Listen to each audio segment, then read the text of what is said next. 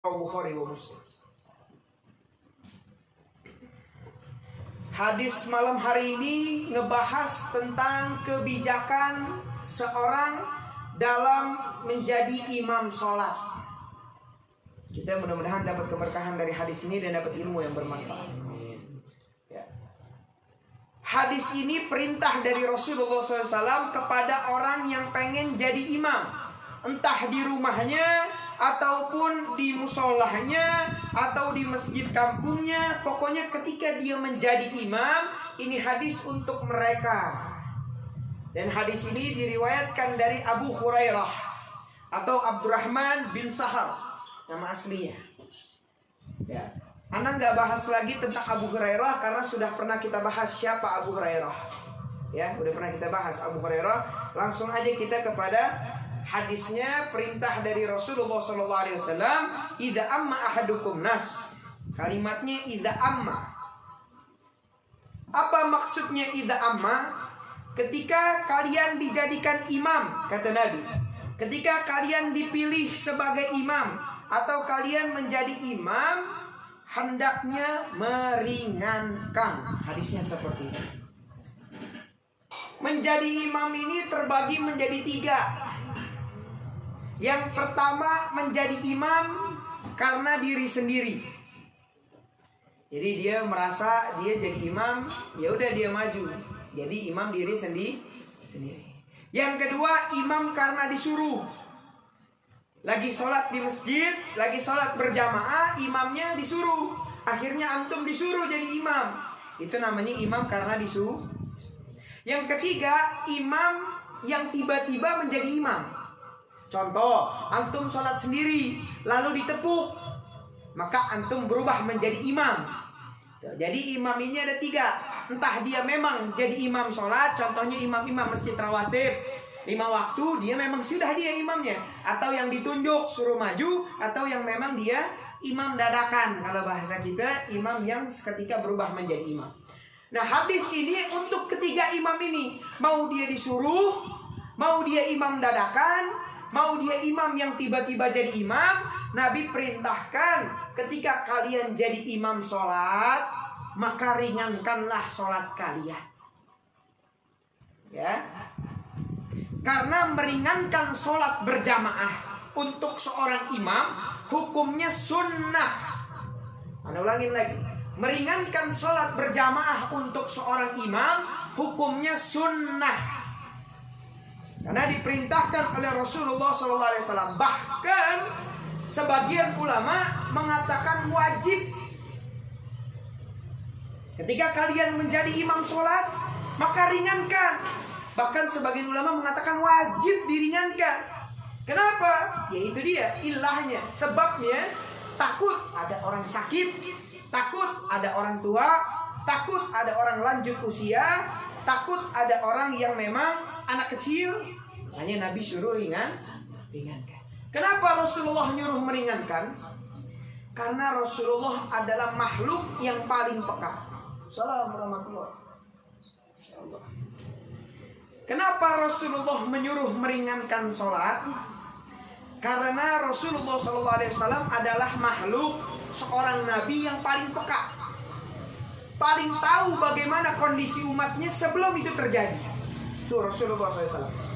Jadi terjadinya masih 1800 tahun, 1400 tahun, tapi Nabi sudah kasih info dari dulu, sudah tahu. Karena Nabi paling peka terhadap umatnya. Ya.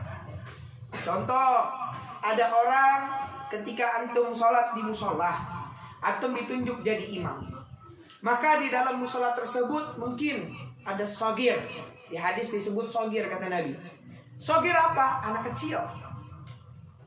Ya, anak kecil, balita yang mungkin diajak sama orang tuanya untuk sholat berjamaah. Ya, ciri-cirinya anak kecil sholat berjamaah apa sih? Buru-buru, nggak betah, pengen cepet pulang.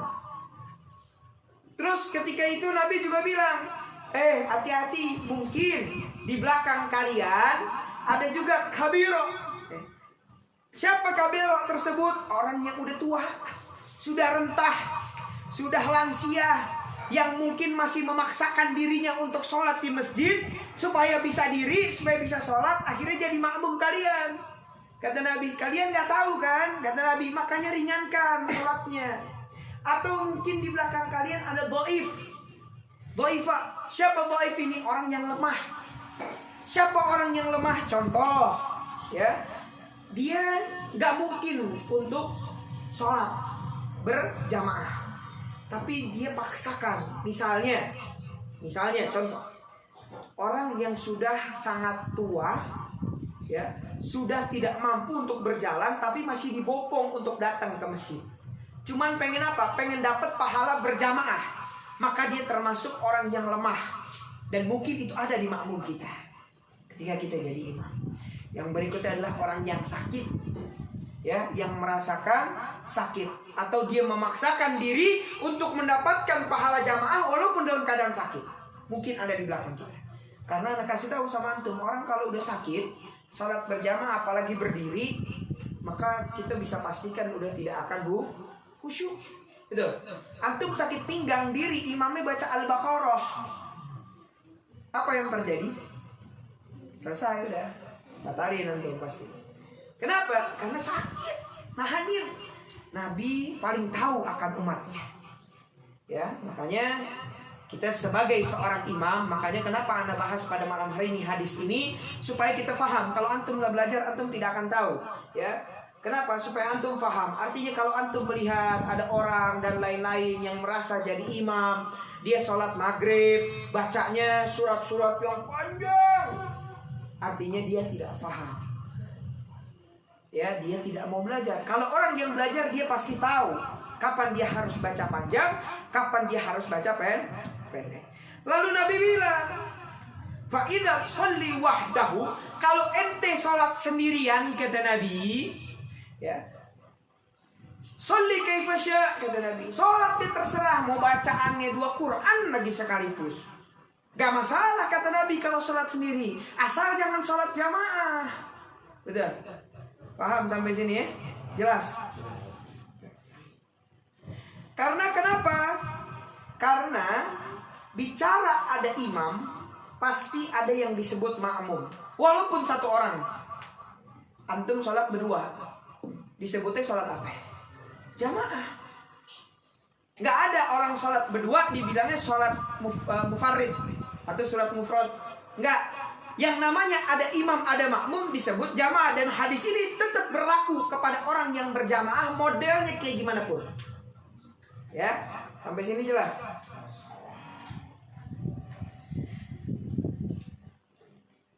Begitu.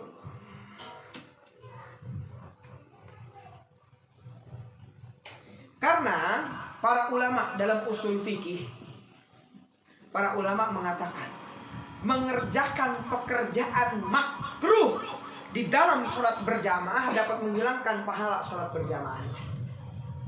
Ya, antum sholat jadi imam, ketika jadi imam bacaannya panjangnya bukan main, maka bukan sunnah jadinya, tapi makruh, maka dapat menghilangkan pahala berjamaah.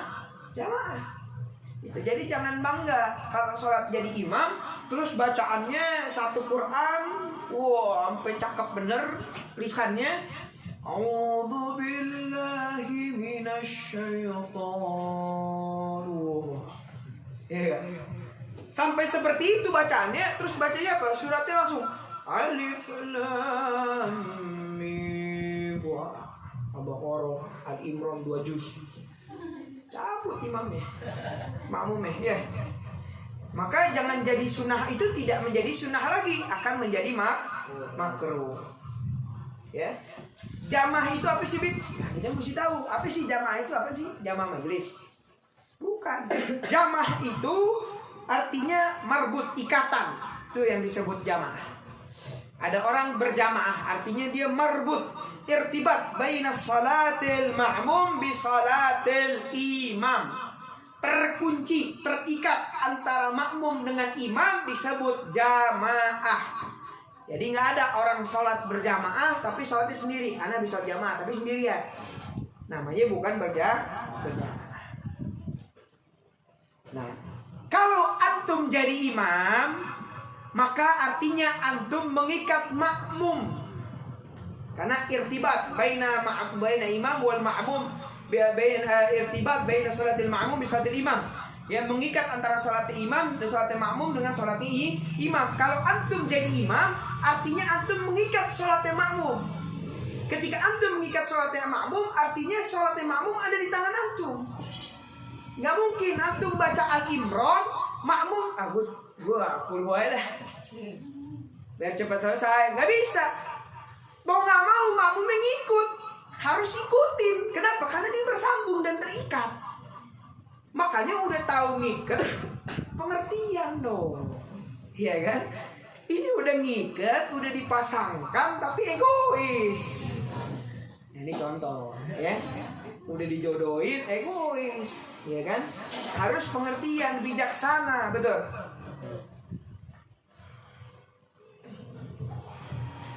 Karena kalau makmumnya lelet, imamnya buru-buru, tetap makmumnya harus ikut lelet. Kenapa? Kalau makmumnya ngangkat pala duluan, imamnya masih sujud, makmumnya udah kebelet ngangkat pala duluan, maka Nabi bilang orang semacam ini di hari kiamat palanya diganti sama pala keledai. Berat ujiannya, kesian kan makmum, udah cuma ngikut, akhirnya jadi pala keledai, gitu kan? Gitu. Ya, jadi orang berjamaah itu harus bijak, imam itu harus bijak sehingga mendapat pahala jamaah yang sempurna. Ya, jadi Anda bilangin sekali lagi, orang jadi imam sholat bukan bacaannya sampai melengking-melengking bernada-nada. Ya, bukan seperti itunya, tapi bagaimana kebijaksanaan dia dalam berjamaah. Sampai sini paham? Itu kan hadis menjelaskan masalah itu, ya. Tidak boleh bacaannya panjang dalam menjadi imam. Tapi ulama bilang ada perbuatan imam, ya, yang mendapatkan pahala sunnah kalau dia baca panjang. Ini kebalikannya nih. Dan tadi kalau dia baca panjang dia bisa ngilangin pahalanya. Tapi para ulama bilang ada perbuatan imam yang kalau dia bacanya panjang dalam sholat, dia dapat pahala. Kapan? Atau apa syaratnya? Ada syaratnya. Jadi bukan berarti orang baca panjang ente salahin, lihat syaratnya, memenuhi nggak syaratnya. Kalau dia tidak memenuhi syarat ini, maka bisa dipastikan dia menghilangkan pahala jamaah karena dibacanya panjang. Apa syaratnya? Yang pertama, imamnya harus tahu kadar makmumnya. Namanya mahsurin. Kalau bahasa Arabnya, yang pertama mahsurin. Apa itu mahsurin? Imamnya tahu kadar makmumnya. Tahu, misalnya contoh pesantren. Imamnya kiai. Kiai tahu makmumnya semua santrinya. Yang santrinya memang lagi dididik untuk membaca bacaan panjang dalam sholat. Paham? Maka tidak masalah dia baca panjang. Jelas sampai sini. Jadi imamnya harus tahu kadar makmumnya. Contoh, Ana baca surat Al-Baqarah, Hindra ikut sama Ana jadi makmum. Beb, Ana pengen ikut bacaannya panjang. Ana tahu dia pengen. Ya, dia pengen, maka tidak masalah. Itu yang pertama, harus mahsurin atau tahu kadar kemampuan makmum. Yang kedua, radin. Makmumnya harus ridho imamnya baca panjang. Kalau di pondok kiainya baca panjang, pasti santrinya bakal ridho. Orang di pondok nggak ada keperluan, memang ibadah kerjaannya, betul. Maka tidak masalah. Tapi kalau di musola ente baca panjang, yang dimana ente punya keperluan, punya hajat, lagi asik main game, lagi begini dan begitu, maka hilang tuh ridhonya, betul? Jangan bohong, benar? Baru ya Allah, mending baca panjang, baru habis selesai Fatihah, Bismillahirrahmanirrahim, lam yakunil, panjang. Padahal Al-Bayyinah panjang, hilang tuh ridhonya, betul? Makanya yang pertama syaratnya harus tahu kadar makmumnya. Yang kedua harus tahu atau harus makmumnya ini ridho atas perbuatan imam. Gitu. Yang ketiga apa? Yang ketiga syaratnya yang dibaca imam harus mengikuti surat yang dibaca Rasulullah SAW minal mufassalat, dari surat yang sudah diatur oleh Nabi. Jadi kalau ente mau baca panjang ada syaratnya. Yang pertama ente tahu kadar makmum, yang kedua ente punya makmum harus radin, yang ketiga bacaan surat yang ente baca harus surat yang memang Nabi pernah kerjain baca panjang. Paham? Jadi bukan ente karang sendiri. Ana pengen baca panjang, ya santriana semua ridho. Santriana, ana tahu kadarnya, ana mau baca panjang. Yang dibaca, ya baca sendiri dah, dia pilih sendiri. Gitu. Maka para ulama bilang jangan. Kalau bisa, ente pengen baca panjang boleh. Santri ente ridho. Santri ente sanggup baca apa-apa yang pernah dibaca Nabi saat bacaannya panjang. Namanya mufassalat. Apa? Mufassalat. Ya. Nanti Anda jelasin biar lebih detail. Ini kalau antum nggak ta'lim, antum nggak bakal tahu, ya. Namanya mufassalat. Mufassalat adalah surat atau bacaan yang pernah dibaca Rasulullah SAW. Namanya mufassalat. Aqsamul mufassalat. Mufassalat itu terbagi menjadi tiga. Yang pertama tawalul mufassal. Tawalul mufassal namanya. Apa itu tuwalul mufassal? Surat-surat panjang yang pernah dibaca Rasulullah SAW dalam sholat. Apa contohnya? Surat Al-Hujurat sampai surat An-Naba. Anda ulangi lagi. Ya, yang pertama tawalul mufassal atau surat-surat panjang. Apa itu suratnya? Al-Hujurat sampai An-Naba. Itu surat yang pernah dibaca Nabi, surat yang panjang. Jadi kalau pengen ngikutin Nabi baca surat panjang Al-Hujurat sampai surat An-Naba. Kapan Nabi baca surat itu? Nabi baca surat tersebut ketika waktu subuh dan duhur. Ini aturannya. Cara mainnya Rasulullah SAW kalau pengen baca panjang. Ya, paham? Jadi nggak bisa ente baca seenaknya aja panjang di maghrib. Hati murid ente ridho. Hati murid ente ini dan itu ada aturannya dari Rasulullah SAW. Yang pertama kalau pengen baca panjang, suratnya Al-Hujurat sampai An-Naba. Kapan bacanya? Subuh dan zuhur. Jelas sampai sini? Sholat subuh baca panjang silahkan. Yang penting ridho, yang penting tahu kadarnya. Suratnya Al-Hujurat sampai An-Naba. Zuhur silahkan. Yang kedua awsatul mufassal atau standar. Jadi kan yang pertama panjang, surat-surat panjang. Yang kedua surat-surat standar dari Nabi SAW. Apa itu? An-Naba. An-Naba itu apa? Amma ya? An-Naba sampai Ad-Duha. Itu namanya surat awsat atau standar dari Nabi SAW. Kapan dibacanya? Asar dan Isya. Itu Nabi kerjain itu dalam hadis yang sahih.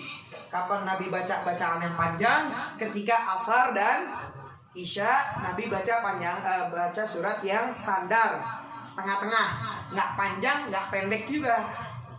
Itu, ya, paham sampai sini? Jelas. Yang ketiga, ya, Qisarul Mufassal, surat pendek. Apa itu surat pendek dari Nabi? Ad-Duha sampai An-Nas. Wad-Duha sampai Qul a'udzu birabbin. Kapan dibacanya? Pada waktu maghrib. Jelas sampai sini? Jadi subuh dan duhur boleh baca panjang dari Nabi SAW karena Nabi pernah kerjain itu pada saat itu dalam hadis yang sahih. Ya, lalu ketemu lagi masuk di asar dan isya, baca yang standar. Kenapa? Karena Nabi pernah kerjain itu. Ya, lalu maghrib. Kapan baca maghrib? Maghrib bacanya yang pendek. Kulhu, kuliah, A'udzu birabbil falaq, A'udzu birabbin nas. Ya, itu bacaan maghrib. Jangan maghrib ente baca Al-Baqarah, habis waktu maghribnya. Ya, jadi maghrib bacanya yang pendek. Itu yang dikerjakan Rasulullah SAW pada saat itu, yang dimana Nabi perintahkan kepada kita. Makanya kalau di Hadramut bacaannya begitu. Subuh panjang, zuhur panjang, ya, asar standar, ya. Nanti maghrib pendek, kulhu, A'udzu birabbin nas pendek, qul ya ayyuhal kafirun, ya. Isya, ya, pendek. Paham betul? Isya standar, ya. Isya standar gitu. Pada bacaan Isya tuh biasanya An-Naba atau masuk At-Takwir, itu bacaan sholat Isya. Ini kalau berjamaah nih yang Anda bahas kalau berjamaah. Ya, sampai sini jelas. Nah, kalau antum ngelakuin sholat berjamaah, bacaannya bacaan ini, mufassalat ini yang Nabi kerjain, maka panjangnya antum jadi bukan makruh. Paham? Tapi syaratnya ingat, tahu kadar makmumnya dan tahu makmumnya ridho. Ya. Ini semua dari hadisnya Nabi SAW dan sahih. Dan Nabi kerjakan ini semua di dalam hari-harinya Rasulullah SAW. Ya, dalam riwayat lain, hadis lain, Nabi pernah baca Al-Baqarah pada zuhur. Dalam hadis lain, Nabi pernah baca Al-Araf pada waktu asar. Dalam hadis lain, Nabi pernah baca satu surat dibagi dua. Ya, rakaat pertama surat setengah Al-Araf, rakaat kedua setengah Al-Araf sampai selesai. Itu juga pernah Nabi kerjain. Tapi yang paling sahih yang mufassalat ini, yang Nabi bagi-bagi ini menjadi bacaan panjang dan pendek. Ya, jelas sampai sini. Paham? Nah, cuman ya, Anda jelasin. Mungkin karena kebodohan Ana atau ketidaktahuan Ana belum pernah dapetin hadis dari Nabi SAW yang baca surat potongan. Tahu maksudnya potongan? Tengah-tengah. Nabi setiap baca selalu awal ayat sampai habis. Nggak pernah motong. Contoh, kita kan baca qul huwallahu ahad, Allahu samad. Kadang ada orang bacanya misalnya surat-surat yang diambil dari tengahnya doang. Innal abrara lafi na'im wa innal fujara lafi jahim, gitu kan? Misalnya. Contoh seperti itu. Jadi bukan dari awal surat tapi dari tengah-tengah. Dia motong. Contoh, Allahu la ilaha illa huwal hayyul qayyum. Itu kan ayat kursi bukan surat, tapi adanya di tengah-tengah surat yang jadi bacaan. Nah, karena mungkin kebodohan Ana atau ketidaktahuan Ana belum pernah nemuin, dan guru Ana juga pernah menyampaikan, belum pernah ada hadis Nabi memotong bacaan atau surat. Pasti Nabi bacanya kalau nggak dari awal, ya, sampai habis. Kalau emang nggak habis, Nabi lanjutin di rakaat berikutnya, tapi tuntas. Gitu. Kalaupun Nabi pernah potong, ada riwayatnya pada saat sholat taubat. Kalau antum sholat taubat, habis sholat dolin amin, antum baca tuh ayat taubat. Ayat taubat itu pendek, tapi setelah ayat taubat disambung. Karena habis ayat taubat, habis itu baca istighfar 3 kali kalau sholat taubat. Setelah itu disambung biasanya dengan qul huwallahu ahad, Allahu samad sampai habis. Jadi kalaupun motong pasti dilanjutin dengan ayat yang sempurna. Seperti itu. Ya. Wallahu alam, kita nggak tahu apa mungkin ada hadisnya, tapi selama ini guru-guru kita juga pernah menyampaikan bahwa tidak ada. Belum pernah menemukan, tapi wallahu alam mungkin ada. Ya. Ya. Terus gimana, Bib? Boleh nggak kalau orang motong? Boleh, nggak masalah. Gitu. Cuman fadilahnya gimana? Ya fadilahnya dapat pahala baca. Gitu. Tapi sempurna atau tidaknya wallahu alam. Kenapa? Karena Nabi nggak kerjain dan Nabi tidak tahu, dan kami tidak tahu Nabi pernah kerjakan atau tidak. Jadi kita nggak bisa bilang sunnah karena kita tidak tahu hadisnya. Kalau mungkin antum nemuin silahkan. Gitu.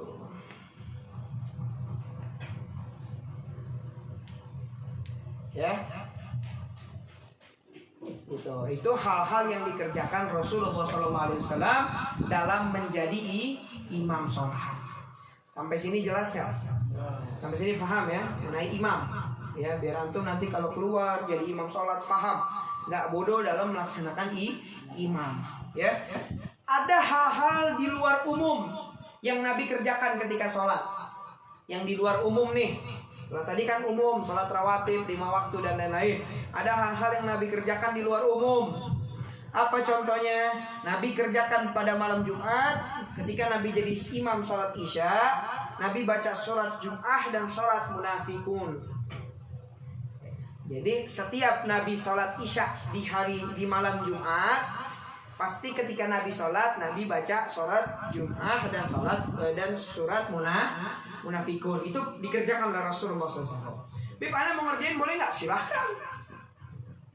Boleh, nggak masalah. Ya. Terus Nabi kalau sholat subuh di hari Jumat, Nabi baca surat As-Sajadah dan surat Ad-Dahr. Itu surat yang dibaca Nabi kalau subuh di Jumat subuh. Terus kalau sholat Jumat, Nabi baca surat Al-A'la sama Al-Ghashiyah. Sabbihisma rabbikal a'la sama Al-Ghashiyah. Itu selalu dibaca kan di masjid-masjid kita kalau Jumatan kan? Karena itu dari Rasulullah SAW. Gitu. Beb, kalau anda nggak kayak begitu gimana? Ya nggak masalah. Ini kan ittiba bin Nabi. Kita lagi jelasin bagaimana Nabi jadi imam. Sehingga ketika antum jadi imam, antum bisa ittiba bin Nabi, antum dapat pahala jamaah, dapat pahala sunnah yang ngikutin Rasul, dapat pahala bacaan ittiba bin Rasul, banyak yang antum dapatkan dari apa yang antum pelajari. Ya. Nah, tapi ulama bilang nih kalau kita bilang not garis bawahin. Ulama bilang, ketika ada seorang imam di malam Jumat, dia baca surat Al-Jum'ah dan surat Al-Munafikun, mau makmumnya ridho ataupun tidak ridho, mau makmumnya dia tahu ataupun dia tidak tahu makmumnya. Gitu. Kata ulama, selama itu dikerjakan malam Jumat, maka nggak masalah, baca. Kenapa? Karena Nabi istiqomah mengerjakan 2 surat ini di setiap malam Jumat. Begitu gitu ulama. Jadi kalau ada imam masjid di malam Jumat, dibaca suratnya Al-Munafikun sama surat daripada Al-Jumu'ah. Mau makmumnya ridho, nggak ridho, apa segala macam, kata ulama pendapat, mereka bilang nggak masalah, baca. Kenapa? Karena Nabi istiqomah baca ini. Itu. Nanti anak kasih tahu ilahnya, syaratnya apa gimana nya, nanti anak kasih tahu. Ya. Gitu. Jadi harus ridho. Makanya pesan anak buat antum semua dimanapun, ketika yang perempuan jadi makmum, jadi imam, juga nanti kalau ke sama keluarganya, ya yang laki ketika jadi imam sholat atau segala macam, jangan pernah lama kalau jadi imam sholat. Ya, karena banyak kita seperti itu, apalagi di zaman kita. Ya, orang pada bagus-bagusan bacaan. Ya, bagus-bagusan bacaan tapi tartilnya berantakan. Kenapa? Karena dia lebih mengutamakan daripada alunan. Ya, seakan-akan bagus merdu tapi bacaannya berantakan. Gitu. Ya, makanya Nabi SAW mengajarkan seperti ini. Kadang ada orang seperti ini, bacaannya pendek, dia baca kulhu. Pendek gak kulhu? Tapi lama. Kenapa ya? Dia alunin. Qul huwallahu ahad. Allah, yang harusnya bisa setengah menit bisa sampai 2 menit. Kenapa? Panjang, dibikin nyanyian. Akhirnya apa? Makmumnya jadi gerutu. Lama amat baca kulhu doang. Heran, kulhu nih kulhu. Kulhu sampai 2 menit. Sampai lama bener. Ya. Oleh sebab itu Nabi ajarkan, kalau kalian jadi pemimpin imam, jadi imam harus bijak. Bijak itu poinnya 1. Itu yang diajarkan Rasulullah SAW. Harus bijak. Ya, makanya dalam hadis dikatakan, nih lihat Nabi ini. Ya, makanya kalau ada orang yang yahanu, kalau kata kita begini, sholat lu cepet amat sih jadi imam. Aneh gitu. Nggak paham kan dia? Lihat orang sholat cepet amat jadi imam. Kayak main-main sholatnya. Padahal kita sholat ya begini, ikutin rukunnya apa, cuman memang kita percepat, gitu kan? Nah, itu orang yang nggak paham. Nah, Nabi bilang, ini sahabat bilang, Kana nabiyyu ya akhafan nausi salatun fit tamam. Nabi itu orang yang paling ringkas salatnya tapi sempurna. Sallu alaihi nabi. Kata Sayyidina Anas bin Malik, Nabi SAW orang yang paling ringkas salatnya tapi sempurna. Ya, antum bisa bayangin tuh betapa siapa yang mau nyinyirin Nabi. Nabi paling ringkas, dan ini riwayat dari sahabat Nabi SAW. Nabi paling ringkas salatnya. Antum mau komenin orang yang ringkas karena ittiba bin Nabi, karena ngikutin Rasulullah SAW. Lalu kata Anas bin Malik, ma salaitu khaifa imamin akhafa salatan wala atama salatan min Rasulillah sallallahu alaihi wasallam. Saya nggak pernah jadi makmum siapapun, ya, yang saya lihat ketika seseorang menjadi imam lebih ringkas dan sempurna kecuali Rasulullah SAW. Ini Sayyidina Anas bin Malik pernah jadi makmumnya orang banyak, sahabat ini. Tapi beliau bilang, saya nggak pernah lihat dan saya nggak pernah merasakan ketika saya jadi makmum imam yang paling ringkas dan sempurna kecuali Rasulullah SAW. Dalam hadis yang sahih. Ya, oleh sebab itu pernah suatu waktu Nabi pernah marah. Datang satu orang kepada Nabi SAW. Ya Rasulullah, saya batalin sholat saya ya Rasulullah. Loh, Nabi tanya, kenapa? Engkau sakit? Engkau ada hajat atau gimana? Kenapa dibatalin sholat? Kata Nabi SAW. Apakah ada hadas? Kata Nabi SAW, ada kotoran. Lalu kata ini sahabat apa? Ya Rasulullah, soalnya imamnya Mu'adz bin Jabal. Katanya, saya nggak kuat sholat sama Mu'adz bin Jabal. Panjang ya Rasulullah. Ya, bayangin, Mu'adz bin Jabal mungkin belum mendengar atau belum keluar hadis ini. Ya, jadi Mu'adz bin Jabal sholatnya panjang. Ini orang ngadu, ya Rasulullah, saya batalin nih sholat saya nggak kuat ya Rasulullah. Saya gak kuat, imamnya Mu'adz bin Jabal sholatnya panjang bener dah. Gak kuat saya Rasulullah. Lalu Nabi bilang apa ya? Panggil Mu'adz bin Jabal ke sini. Dipanggil Mu'adz bin Jabal kepada Rasulullah SAW. Lalu apa kata Nabi SAW? Ya, antum perhatiin nih ucapan Nabi SAW. Apa Nabi bilang? Afattanuna anta ya Mu'adz. Afatanuna anta ya Mu'adz. Afatanuna anta ya Mu'adz. 3 kali Nabi ucap. Apa kata Nabi? Ya Mu'adz, apakah ente mau cari masalah? Apakah ente mau nyebar fitnah? Bayangin aja antum. Ente mau cari masalah, sholat sampai panjang begitu. Ente mau nyebar fitnah. Apa fitnahnya? Orang jadi malas lagi sholat jamaah. Bakal tersebar berita sholat jamaah gak enak, lama. Nabi tegur Mu'adz sampai 3 kali. Ente mau cari masalah, mau nyebar fitnah, kata Nabi SAW. Ya. Membuat orang lain jadi gak enak sholat berjamaah. Ditegur sama Rasulullah SAW karena sholatnya kepanjangan. Itu bayangin aja, sholat jamaah kepanjangan ditegur sama Nabi SAW.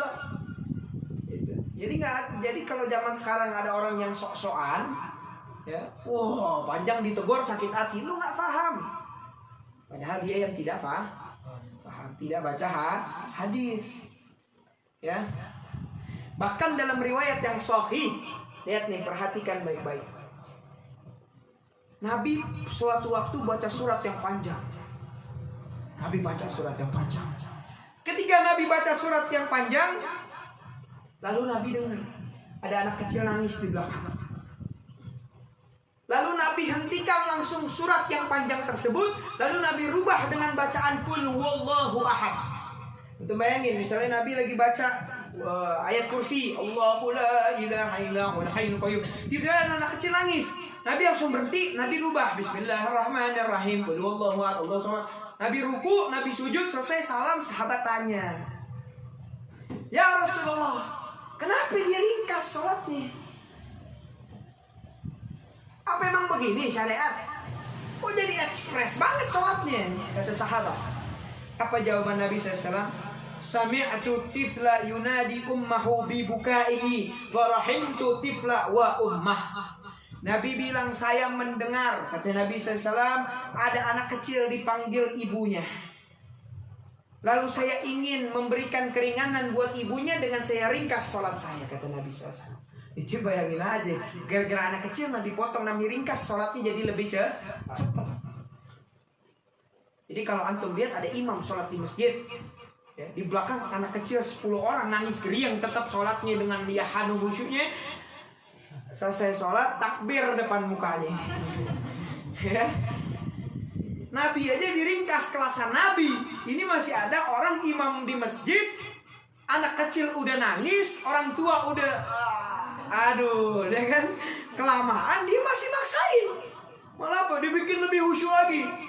Gangguan setan nih. Ini orang begini.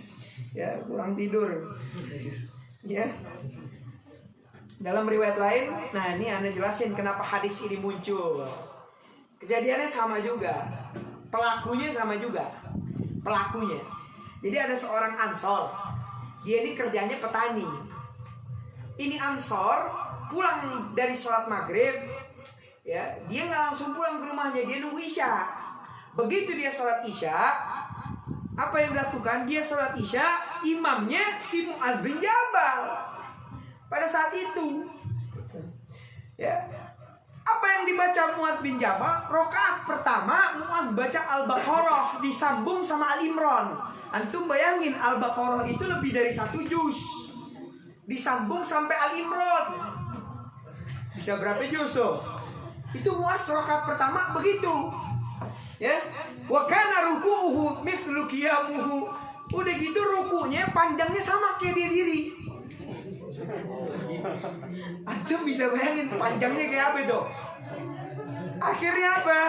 Ini Ansor fanama fi sholati. Ini orang ketiduran di sholat. Ini orang Ansor. Begitu ini sahabat tidur, begitu bangun dia kaget, dia loncat, dia lari ke Rasulullah SAW. Ya Rasulullah, apa kata ini orang? Ya Rasulullah, saya nggak mau lagi sholat jamaah. Bu adat nih, kan? Kesel loh, panjang bener. Saya nggak mau lagi sholat berjamaah ya Rasulullah. Kenapa? Mu'adz bin Jabal jadi imam, bacanya Al-Baqarah dan Al-Imran, rukunya sama kayak panjang dia diri. Lalu apa yang Nabi SAW? Maka Nabi faghaliba ghadban syadidan. Nabi marah dengan betul-betul marah atas perbuatan Mu'adz. Lalu dipanggil Mu'adz, lalu Nabi mengumpulkan sahabat, lalu Nabi bersabda, "Idza amma ahadukum nas." Ketika kalian jadi imam, falyukhaffif, ringankanlah salat kalian, kata Nabi SAW. Fa innahu fihim shaghiratan wa kabiratan wa dhaifan wal maridan. Karena sesungguhnya di belakang kalian ada orang sakit, di belakang kalian ada orang tua, ada anak kecil, ya. Fa idza tusalli wa da'u fa tusalli kaifa tasya. Kalau kalian sholat sendiri terserah dah. Kalau sholat sendiri mau baca kulhu, mau baca alam nasyr, mau baca Al-Baqarah 1000 kali, terserah kata Nabi. Tapi kalau jamaah aja jangan. Sampai sini jelas? Bentar lagi nih. Ya. Karena kenapa? Karena Nabi ini paling cinta dengan sholat. Jadi sama urusan sholat Nabi sangat prihatin, sangat wanti-wanti dan sangat hati-hati. Jangan sampai umat-umatnya jadi nggak suka dengan sholat, ya. Jadi benci sama sholat, jadi nggak mau lagi sholat berjamaah. Paham? Ya. Ya, jadi Nabi ini senang banget. Makanya kalau antum lihat ada wali sholatnya, sampai 1000 rakaat, 1.000.000 rakaat, ya, sampai ini itu nggak ada apa-apanya dibanding Rasulullah SAW. Ya, Nabi pernah bilang tempat saya membahagiakan diri adalah sholat, kata Nabi SAW. Ya, makanya Nabi pernah panggil Bilal ketika masuk waktu sholat. Nabi panggil Bilal, ya Bilal, datang Sayyidina Bilal. Ya Rasulullah, ayo hibur saya. Ngapain? Azan, dirikan sholat. Ngibur Nabi aja begitu. Sholat. Kalau kita gimana? Ya, mudah-mudahan kita jadi ahli sholat. Ya. Karena ya, kalau orang bacaannya panjang, yang pertama sudah pasti nih. Kenapa dia bilang pasti? Udah pasti. Rata-rata sholatnya pasti tidak pasti dah. Udah yang bisa bohongin dah. Al-Imam baca Al-Fatihah masih kuat dah. Masuk Alif Lam Mim. Udah tuh, udah hati udah busuk. kotor tuh hati kita langsung. Aduh, nih gue lagi, lagi YouTubean enak, jadi panjang ya kan. Itu ya, maka jadi makruh. Ya, maka dalam fikih ada penyebab-penyebab nggak khusyuk gitu. Ya, ini antum catat nih yang terakhir, catat garis bawain kalau antum mau catat silahkan. Ada penyebab-penyebab yang membuat orang jadi nggak khusyuk dalam sholat. Ya, penyebab-penyebab yang orang jadi nggak khusyuk dalam sholat. Yang pertama, hadhikan hakinan. Apa itu? Nahan kencing. Udah dah, kalau orang udah nahan buang air kecil atau buang air kecil, udah dah, anda yakin nggak bakal khusyuk sholatnya. Bener gak? Ya, yang ada begini sholatnya, aduh kayak Mr. Bean, bisa diem. Kenapa? Karena nahan. Ya, yang kedua, nahan doreh, nahan kentut. Makanya kalau antum nahan kencing, diperintahkan dalam Islam kencing dulu, habis itu wudu sholat. Ya, jangan maksain. Paham? Ya, yang kedua, nahan angin, pengen buang angin. Ya, dalam Islam dianjurkan apa? Buang angin dulu, wudu baru sholat. Kenapa? Ngilangin khusyuk. Ya, kalau antum sudah tidak khusyuk, maka sholat antum hanya menjalankan kewajiban, tapi nggak dapat apa-apa. Paham? Yang ketiga, tergesa-gesa, buru-buru. Contoh, nih main game, lagi mau masuk room, ya kan, tim A sama tim B. Kalau anak mainnya point blank, jadi taunya room. Nanti nggak ngalamin ya. Jadi misalnya, udah deh, anak sholat dulu deh. Jadi beres sholat langsung playing game, langsung main. Maka sholatnya nggak bakal khusyuk tuh.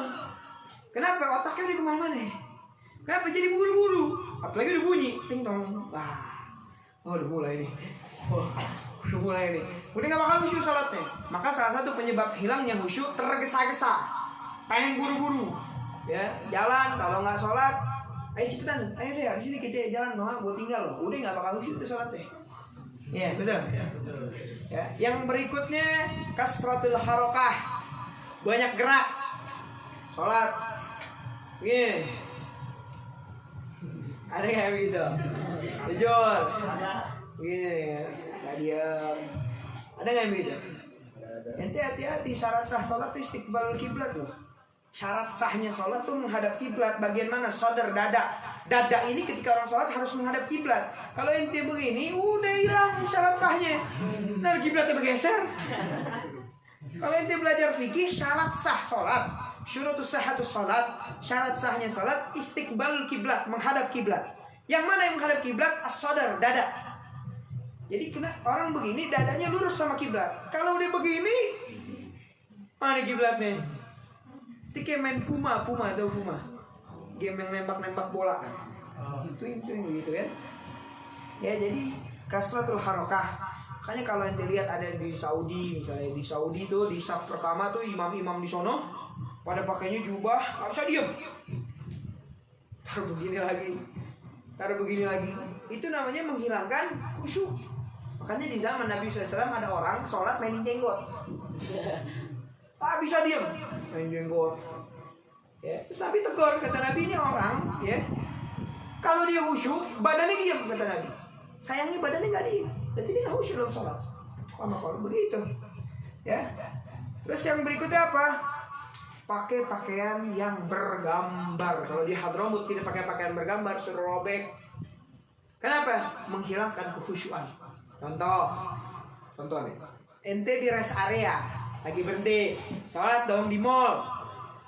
Depan ente pakai baju partai, partainya yang ente benci. Orang ajar ya. Depan gue lagi, partai dia lagi. Akhirnya hilang khusyuknya tuh, bener gak? Atau depan ente gambar kode duit apa, otak jadi ini gimana nih kuisnya nih? Hilang tuh khusyuknya. Makanya diperintahkan dalam Islam baju yang bergambar makruh sebenarnya. Kenapa? Menghilangkan khusyuan. Apalagi di depan kita lagi sholat pakai baju yang bergambar, hilang tuh khusyuk kita. Otaknya jadi kemana? Mana-mana. Ya, sampai sini paham, jelas, ngerti? Ya, karena sholat ini paling utama dalam kehidupan kita. Ya, Imam Haddad nih kalau malam itu sholat 2 kali. Ya, Imam Haddad nih kalau sholat, yang Abdullah bin Abil Haddad Sahib Ratib, itu beliau nih kalau sholat cuma 2 rakaat malam. Bukan 1000 rakaat, 2 rakaat. Tapi 1 rakaat 1 kali hatam. 2 rakaat berarti 2 kali hatam semalam. Mereka hidupnya ajib dan nikmat dengan sholat. Itu. Imam Ali Zainal Abidin cicit Rasulullah SAW itu ketika lagi sholat kebakaran rumahnya. Orang kampung bingung. Imam Ali Zainal Abidin keluar kebakaran, keluar asyik aja dengan sholatnya. Ya, begitu selesai ditanya, ente nggak tahu ini kebakaran? Oh, saya sibuk memikirkan api yang lain. An-narul ukhra. Saya sibuk memikirkan api yang lain. Bukan api yang ini saya sibukin. Itu mereka orang-orang yang memang menjadikan sholat sebagai fondasi mereka punya kehidupan. Makanya dalam sejarah sahabat Nabi itu kalau sholat ya kayak patung. Banyak sahabat dalam riwayat yang menjelaskan saking hebatnya mereka sholat sampai binatang burung ini bertelur di atas kepalanya sahabatnya Rasulullah SAW. Antum bayangin kayak api diem itu. Ya, Sayyidina Ali Zainal Abidin, Sayyidina Ali bin Abi Thalib ketika pengen dioperasi, suruh operasi dalam keadaan sholat, nggak perlu dibius. Operasi aja saya dalam keadaan sholat. Selesai operasi ditanya, udah beres? Antum bayangin aja, udah beres. Nanya lagi udah beres. Saking apa? Saking nggak berasa kalau lagi sholat tuh dia nggak merasakan itu semua. Khusyuknya kayak apa itu mereka sahabat Rasulullah SAW radhiyallahu taala anhu. Ya, mudah-mudahan dari apa yang ilmu yang kita sampaikan pada malam hari ini bisa bawa bermanfaat buat kita semua dan bisa jadi pelajaran buat kita, jadi hikmah yang bermanfaat buat kita. Kita bisa amalkan di dalam rumah kita, kehidupan kita, kita ajarkan tetangga kita.